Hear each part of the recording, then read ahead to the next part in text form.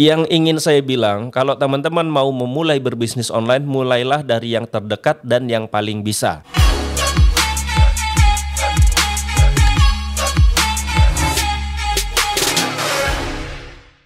Oke teman-teman sekalian, selamat datang di video saya ya. Yang belum subscribe jangan lupa subscribe dulu ya. Teman-teman, tadi saya dapat cerita yang menurut saya oke lah kita akan sharing di video ini ya. Jadi ceritanya tadi saya habis sholat subuh tidur lagi karena ngantuk gitu ya, tidur lagi, bangun kira-kira jam 7:30. Ketika bangun jam 7:30, ada salah satu member dari sekolah fbed.com ya, salah satu member dari sekolah fbed.com. Kemarin dia itu pesen Hikea ya, jadi kemarin dia pesen serum wajah Hikea. Nah dia pesennya itu satu teman-teman, pesennya satu, serum wajah Hikea-nya dia pesen satu karena dia mau coba gitu ya. Tapi dilalahnya ini tukang packing saya itu salah kirim ya. Dia pesen satu, tukang packing saya ya itu ngirimnya 4. Jadi dikirim 4. Lalu kemarin dia bilang, "Bang, ini kemarin saya pesan satu loh bang," kata si ibu-ibu ini, dia ibu-ibu ya kebetulan ya. Ini kemarin saya pesan satu loh bang, kok ini dikirim 4? Ini maksudnya yang 3 hadiah atau apa gitu ya. Lalu saya bilang, waduh, kayaknya salah kirim deh bu, saya bilang, kayaknya salah kirim deh bu, harusnya satu ya. Ya udah kalau gitu 3-nya boleh dibayarin saja atau boleh dibalikin. Ini alamat saya, dibalikinnya ke sini, nanti ongkirnya saya tanggung semua gitu ya. Lalu kata beliau, ya udah saya balikin aja deh besok gitu ya. Nah jadi katanya 3 serum wajah dari Hikea itu akan dia balikin hari ini harusnya. Tapi tadi pagi beliau japri saya lagi, kemudian dia bilang, "Bang, serumnya saya bayarin aja deh," gitu deh. Lalu saya tanya, "Loh bu, nggak jadi dibalikin? Kalau mau dibalikin nggak apa-apa, alamat yang kemarin aja. Kenapa kok tiba-tiba mau dibayarin?" gitu loh. Lalu dia bilang, "Alhamdulillah bang, 3-3-nya laku gitu ya. 3-3-nya langsung habis kemarin." Lalu saya tanya dong, emang jualnya di mana? Apakah punya marketplace atau Instagram atau jualan di Facebook atau jualan di Facebook Ads atau bagaimana? Saya bilang. Lalu beliau bilang cuma dari status WhatsApp. Jadi beliau cuma buat status di WhatsApp-nya, kemudian bercerita tentang serum wajah dari Hikea. Nah, teman-teman sekalian, ini ada beberapa hal yang menurut saya mau sharing di video ini ya. Yang pertama teman-teman, yang pertama adalah kalau kita jualan kepada orang lain, apalagi kepada teman kita, itu kalau bisa kita jangan jualan. Maksudnya gini teman-teman, jadi kalau kita jualan ke teman kita ya, baik di Facebook kita atau di Instagram kita atau di status WhatsApp kita atau di TikTok kita, itu kalau bisa kita tidak terkesan jualan. Tapi kita harusnya ngebuat status atau ngebuat caption itu adalah bercerita. Bercerita bahwa oh saya kemarin beli serum Hikea nih, alhamdulillah nyampe dengan selamat, kemudian kemasannya juga bagus, dan ini setelah saya pakai 1 minggu ada perubahan sih di wajah saya. Nah gitu. Nah kalau seperti ini orang tuh akan kepo, kemudian dia akan tertarik, kemudian penasaran, tertarik, dan bisa saja dia kemudian beli kalau memang ada uangnya. Berbeda kalau misalkan teman-teman update statusnya itu langsung jualan ya. Ini nih jadi kesalahan banyak pebisnis online yang masih mainnya organik. Mereka itu kalau update status itu jualan langsung ya. Misalkan ready stock ya sis, ini serum Hikea harga sekian. Nah orang ya, ini udah psikologi kita sih ya, psikologis kita tuh begitu gitu. Kalau ada orang tiba-tiba datang lalu jualan, biasanya kita akan defense ya, akan bertahan, aku nggak mau beli gitu, aku nggak mau beli gitu loh ya. Tapi kalau misalkan yang kita lakukan adalah kita bercerita ya, bercerita pengalaman kita menggunakan produk ini, bercerita tentang bahwa produk ini datang dengan selamat, lalu kita pakai ada hasilnya, itu jauh lebih menarik daripada kalau kita ujuk-ujuk jualan gitu loh. Ya kan sosial media ya, untuk sosmed, untuk bersosial, berinteraksi dan sebagainya. Jadi kalau teman-teman mau jualan di sana, gunakanlah bahasa-bahasa yang lebih manusiawi, lebih sosial gitu ya. Maksudnya ya tadi storytelling.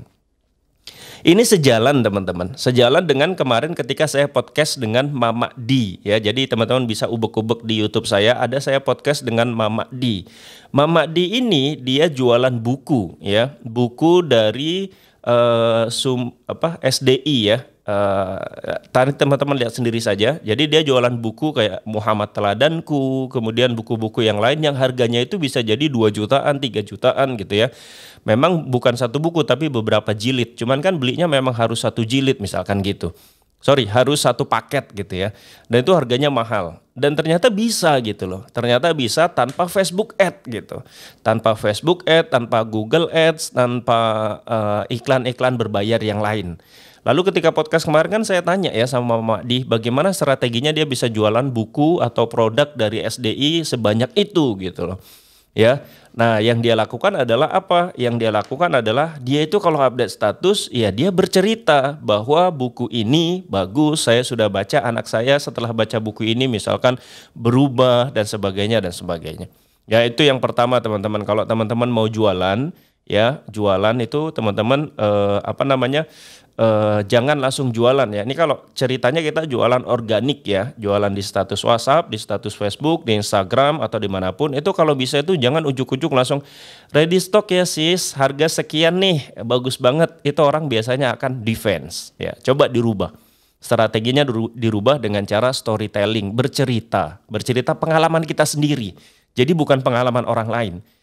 Bang, kalau saya mau jualan IKEA, lalu saya pengen jualan gimana? Saran saya beli dulu satu, kemudian coba kalau memang bagus baru teman-teman bisa jualan. Ya, kenapa beli dulu satu? Biasanya kalau misalkan kita jualan produk dan kita sudah memakainya ternyata puas, maka kita bisa lebih percaya diri dibandingkan kita belum tahu apa-apa dengan produk ini ya. Ini berlaku untuk apapun. Kalau teman-teman jualan jilbab misalkan, beli dulu satu, pakai dulu apakah memang nyaman, apakah memang adem, ya kan? Apakah memang tidak mudah kusut atau apapun lah. Kalau teman-teman jualan minuman atau makanan, cicip dulu. Ya, dicicip dulu rasanya bagaimana, ya kan? Rasa asinnya pas atau enggak, pedesnya pas atau enggak. Jadi, teman-teman nanti ketika jualan bisa lebih bercerita, ya. Di sosmed itu kita memang harus bercerita. Ya, itu untuk yang organik. Dan ternyata walaupun saya bilang ini untuk organik, iklan-iklan saya itu pun jauh lebih powerful ketika saya menggunakan copywritingnya itu bercerita. Ya, misalkan saya ngiklan IKEA. Saya bilang saja di situ ya, iklannya berbayar, tapi saya nulis iklannya begini. Halo Kak, ini pengalaman aku ya. Aku kemarin beli IKEA dan alhamdulillah cocok ya. Sebelumnya padahal aku sudah pakai skincare yang macam-macam nih, dari yang paling murah sampai yang paling mahal. Tapi dilalahnya memang belum ada yang cocok gitu ya. Sampai kemarin kira-kira 2 hari atau 3 hari yang lalu saya kena nih iklannya IKEA, kepo dong. Lalu saya klik, saya lihat ternyata testimoninya sudah banyak dan harganya menurut aku terjangkau. Aku coba deh. Alhamdulillah sekarang ada perubahan. Padahal baru pakai 1 minggu misalkan gitu. Nah, kalau seperti ini itu jauh lebih powerful ya, pengalaman saya ya. Bisa jadi salah gitu. Jauh lebih powerful. Dan dari beberapa iklan, saya kan kalau ngiklan tuh testing ya. Ada beberapa angle yang tadi yang bercerita, angle produk, kemudian angle apapun gitu. Dan setelah dicoba ternyata angle yang tadi itu yang paling bagus. Dan sekarang saya pakai satu iklan itu saja. Misalkan begitu. Nah, ini untuk kalau teman-teman mau berjualan ya. Lalu biasanya ada yang bertanya, Bang, kalau saya mau jualan IKEA misalkan atau coba produk yang lain, itu saya harus mulai dari mana gitu ya. Nah, saran saya teman-teman, mulailah dari yang paling dekat ya. Jadi tadi saya sudah menjelaskan bagaimana kita berjualan di sosmed ataupun berbayar pun bisa diterapkan. Lalu yang berikutnya, kalau mau jualan itu enaknya di status WhatsApp dulu atau di status Facebook atau di mana gitu ya. Atau iklan berbayar. Nah, kalau saran saya teman-teman, kalau kita mau jualan itu mulailah dari yang kita bisa dulu ya. Kenapa? Ya. Karena gini teman-teman, kalau teman-teman sudah memaksakan untuk berjualan atau berbisnis menggunakan sesuatu yang kita belum paham, kita belum bisa, nanti jatuhnya kita ngerasa bahwa oh ternyata jualan susah ya gitu loh. Kalau kita sudah punya kata itu, kalau kita sudah berkata demikian ya, kalau kita sudah berkata demikian bahwa jualan itu ternyata susah, ya akhirnya susah terus gitu. Padahal sebenarnya bukan susah, tapi kita memaksakan diri melakukan sesuatu yang kita tidak bisa. Nah, saran saya nih ya, terutama ibu-ibu gitu ya, atau bapak-bapak atau mas-mas yang gaptek gitu ya, itu manfaatkan saja apa yang terdekat gitu. Contohnya tadi cerita di awal tadi, member dari sekolah fbat.com. Ini emak-emak ya kan punya anak dua, dia iseng aja ya status di WhatsApp-nya ditulis tentang serum Hikea. Dia bercerita tentang serum Hikea bahwa testimoninya sudah banyak, kemudian harganya terjangkau, dia pakai, alhamdulillah ada kecocokan. Akhirnya orang kepo dan dalam satu malam terjual 3. Sedangkan profitnya itu kan bisa ya kalau 3 ya sekitar 150 ribuan kali ya. Seperti itulah. Nah, yang ingin saya bilang, kalau teman-teman mau memulai berbisnis online, mulailah dari yang terdekat dan yang paling bisa. Bang, tapi aku pengen Facebook Ad gitu ya. Oke, boleh belajar Facebook Ad itu boleh. Dimanapun silahkan. Tidak harus di sekolah fbat.com. Enggak. Cari kelas yang lain itu boleh.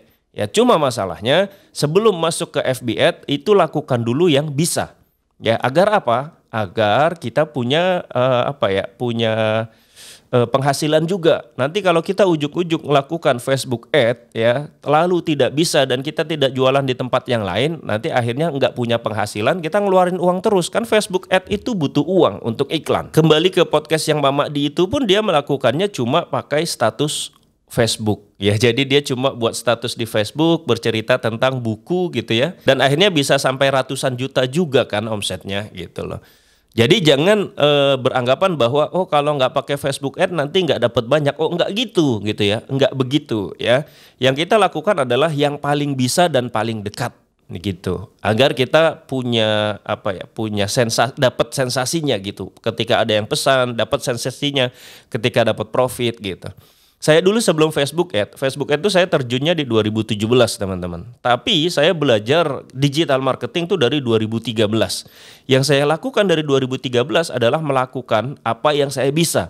Waktu itu saya bisanya Search Engine Optimization ya, SEO. Jadi saya itu saja yang saya lakukan dari 2013 sampai 2016, 2017. Jadi saya 4 tahun saya SEO. Ya, dari situ kemudian saya kenal ya macam-macam, ada Google Ads, ada Facebook Ads, dan alhamdulillah ternyata saya dapat rezekinya sekarang dari Facebook Ads. Beberapa tahun lagi mungkin saya dapat rezekinya dari yang lain gitu loh. Kita kan nggak pernah tahu ya. Tapi yang ingin saya bilang, kita harus melangkah dulu ya. Perjalanan bisnis kita itu ya, perjalanan bisnis saya misalkan dari SEO, Facebook Ads, SEO, Google Ads dulu, baru Facebook Ads. Itu tuh kan seperti anak tangga sebenarnya. Kalau kita lihat tangga, itu kan tinggi sampai puncak gitu ya, sampai atas, sampai ujung. Nah, untuk sampai ujung kan kita harus lewati anak tangganya satu-satu ya. 1, 2, 3, seterusnya sampai ujung. Artinya adalah saya pengen bilang, mungkin nanti yang mengantarkan Anda atau kalian sampai pada titik kesuksesannya bisa jadi TikTok Ads. Tapi untuk sampai ke sana teman-teman harus lewatin dulu satu persatu anak tangganya. Dari mulai jualan organik saja, status WhatsApp dan sebagainya, dapat uang, lalu ikut kursus, lalu praktek dan seterusnya. Sampai akhirnya teman-teman bisa sampai pada titik itu. Ya, itu yang kedua ya. Jadi yang pertama tadi kalau mau jualan kita harus storytelling. Yang kedua kalau mau jualan itu lakukanlah yang terdekat dan yang paling bisa. Kemudian yang ketiga teman-teman, kalau teman-teman mau jualan, teman-teman kan harus punya produknya ya. Harus punya sesuatu yang dijual ya, harus punya sesuatu yang dijual. Nah, sesuatu yang dijual ini setidaknya ada 3 teman-teman. Yang satu adalah produk fisik, yang kedua adalah produk jasa, yang ketiga adalah produk informasi atau produk digital lah kita sebutnya gitu ya. Nah, produk fisik ya, produk fisik itu kita bisa dapat dengan beberapa cara. Bisa dapat dengan cara kita produksi sendiri. Kita sudah bisa produksi sendiri, lalu kemudian kita punya produk fisik, lalu kita jual. Produk fisik itu macam-macam ya, bisa handphone, bisa meja, bisa tumbler, bisa bisa laptop, bisa apapun yang memang bentuknya fisik, bisa kita pegang, bisa kita lihat, bisa kita raba gitu loh. Ya, makanan itu termasuk produk fisik. Nah, ini produk pertama yang teman-teman bisa jual, produk fisik. Yang kedua, kalau misalkan teman-teman, kita masih ke produk fisik ya. Tadi kan yang pertama adalah diproduksi sendiri. Yang kedua, produk fisik itu bisa kita dapatkan dengan cara dropship. Ya, dengan cara dropship. Ini enak kalau dropship dan tidak perlu stok seperti di sekolah fbad.com. Kalau di kami itu kan kami menyediakan beberapa produk dan teman-teman tidak perlu stok dulu. Teman-teman tinggal jualan saja, nanti teman-teman kalau ada yang beli bisa dilaporkan ke kami biar kami yang kirim, kami packing, kami kirim. Jadi enak banget. Nah, itu bisa dengan cara dropship ya. Bisa dengan cara dropship. Yang ketiga bisa dengan cara apa ya namanya ya? Kita punya supplier atau punya pabrik atau punya produsen, lalu kita beli barangnya dari mereka lalu kita jual sendiri. Nah, ini yang agak repotnya kalau misalkan si produsennya atau suppliernya jualan juga dan harga dia jauh lebih murah daripada kita karena kita ngambil dari dia. Nah, ini repotnya kalau misalkan kita tidak ada kerjasama yang jelas dengan supplier itu. Ya, apalagi di zaman sekarang ya, ada Shopee, ada Tokopedia, ada Lazada, Bukalapak dan seterusnya. Nah, kadang-kadang produsen atau supplier ya, itu jualan juga di sana dengan harga yang jauh lebih terjangkau daripada harga kita.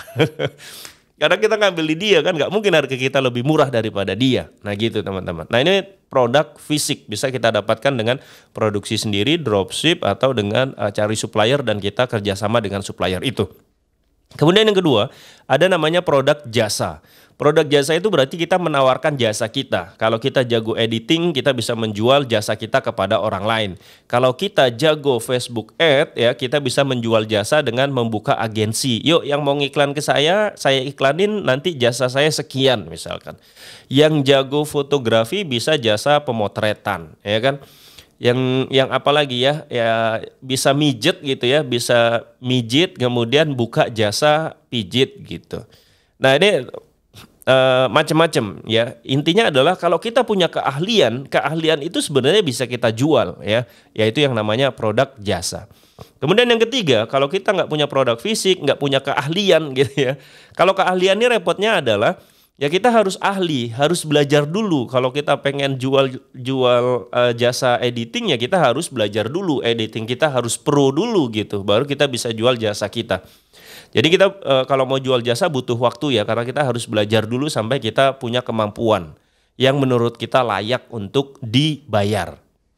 Nah, kemudian yang ketiga teman-teman, produk fisik, produk jasa. Yang ketiga adalah produk informasi. Nah, produk informasi ini saya punya cerita menarik ya. Waktu ketika saya di Kalimantan tahun 2011-2012, jadi 2012 lah kira-kira ya, itu saya di Kalimantan, di pedalaman Kalimantan, di Kota Bangun namanya, Desa Kota Bangun, Kecamatan Sebawi, Kabupaten Sambas.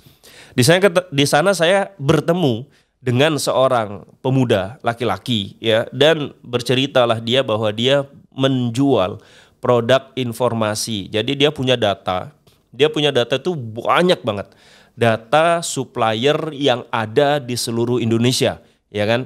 Kayak supplier sepatu, supplier batik, semuanya itu dia ada. Alamatnya, nomor handphonenya, ya kan? Kemudian alamat tokonya ya gitulah. Lengkap lah, intinya lengkap. Emailnya pun ada gitu ya. Nah, dia punya data itu sampai ribuan atau puluhan ribu. Lalu dia jual data itu ya. Dia jual di Facebook, di blognya, dijual di blognya, dan dalam 1 bulan dia bisa dapat 8 jutaan loh. 8 jutaan paling kecil itu tahun 2012-an ya. Dari situ saya berpikir, ternyata produk informasi ini bisa ya dijual dan hasilnya lumayan. Dan kemudian saya meniru itu ya. Saya meniru itu ya. Yang saya lakukan adalah saya membeli produk informasi, ada 2 atau 3. Jadi kalau teman-teman cari produk informasi di Google itu mungkin banyak, misalkan misalkan tadi data supplier, kemudian misalkan apa lagi ya. Cari sajalah, banyak lah intinya ya. Produk-produk informasi yang ada di Google, beli 1, 2 atau 3, lalu kemudian kita jual bundling. Waktu itu saya dari 2013 yang SEO tadi saya bilang, saya kan sebelum Facebook Ads saya SEO. Ketika saya main di SEO, yang saya jual adalah produk informasi. Dan dalam 1 bulan itu kalau cuma dapat 3 juta, 4 juta itu kayak gampang lah gitu ya. Nggak pakai iklan loh, nggak pakai iklan. Jadi saya dapat 3 juta, 4 juta, 5 juta, atau kadang 6 juta gitu. Tergantung penjualannya. Dan memang tidak ada iklan atau uang yang saya jual, yang saya pakai untuk mempromosikan itu nggak ada sama sekali. Jadi saya cuma menggunakan ilmu search engine optimization ya. Dan itu bisa kita lakukan. Jadi teman-teman kalau mau berjualan itu setidaknya bisa menjual 3 produk itu ya. Produk fisik, produk jasa, kemudian produk digital ya. Nah, 3 hal ini yang ingin saya sampaikan teman-teman. Saya recap ulang. Yang pertama adalah kalau mau jualan, jangan ujuk-ujuk jualan, tapi harus kita menggunakan bahasa yang bercerita atau storytelling. Pengalaman kita sendiri kalau bisa, itu jauh lebih powerful, ya kan? Kemudian yang kedua, kalau mau berjualan ya, itu kalau bisa lakukan yang terdekat dan yang paling bisa. Ya, kalau mau belajar yang lain itu sambil jalan saja. Tapi yang dilakukan di awal itu adalah yang paling bisa dan yang paling dekat dengan kita, gitu loh. Ya. Kemudian yang ketiga, jangan lupa pilih produk ya, bisa produk fisik, bisa jasa, bisa produk informasi. Ya. Tahun 2000 berapa ya? 2016-an kalau nggak salah, 2016 itu saya pernah loh ngiklanin jasa pijet di Bogor. Jadi saya punya saudara saya bisa mijetnya enak banget. Saya waktu itu setiap bulan pasti kalau pijet sama dia gitu ya, enak banget. Lalu saya bilang, ini kayaknya kalau diiklanin bisa nih gitu ya.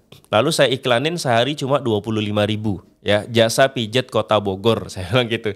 Lalu saya mainnya drop point saja, kemudian pilih Kota Bogor saja misalkan gitu ya, berapa radiusnya, misalkan 17 km radiusnya. Lalu saya iklanin sehari 25.000 ya, sampai saya cuma 3 hari doang. 3 hari doang itu sudah dapat 5 konsumen kata dia. Mas sudah dapat 5 konsumen mas, saya matiin aja lah iklannya. Loh kenapa dimatiin? Ya kan saya mijetnya cuma saya sendiri kata dia gitu. Jadi dimatiin aja, nanti kalau konsumennya makin banyak saya malah repot. Nggak semuanya nggak semuanya terpenuhi gitu ya. Lalu saya bilang kalau 5 emang cukup, dia bilang gitu. 5 cukup mas, ini 5-5-nya sudah pernah pijet dan mereka tertarik. Lalu kelima-limanya itu misalkan ya, si A, B, C, D, E. Si A hari Senin, Selasa, Rabu, Kamis, Jumat. Minggu depan gitu lagi, Senin, Selasa, Rabu, Kamis, Jumat. Sampai akhirnya setiap minggu kan mereka walaupun cuma 5, tapi setiap minggu mereka pijet ke saudara saya itu. Akhirnya kata saudara saya, 5 aja cukup mas, alhamdulillah ini. Gitu loh teman-teman ya. Kalau teman-teman punya jasa yang bisa ditawarkan, itu bisa loh, seperti yang saya lakukan tadi. Jadi targetnya adalah kota yang terdekat saja, yang kita tinggal saja, di wilayah kita saja, bisa jasa pijet ya kan. Nah jasa pijet itu kan kalau pijetnya enak, dia akan repeat order tanpa perlu ada iklan lagi. Nah seperti itu teman-teman ya. Semoga ini bermanfaat teman-teman sekalian ya. Jangan lupa like, komen, dan subscribe ya. Sampai jumpa di video berikutnya. Bye-bye.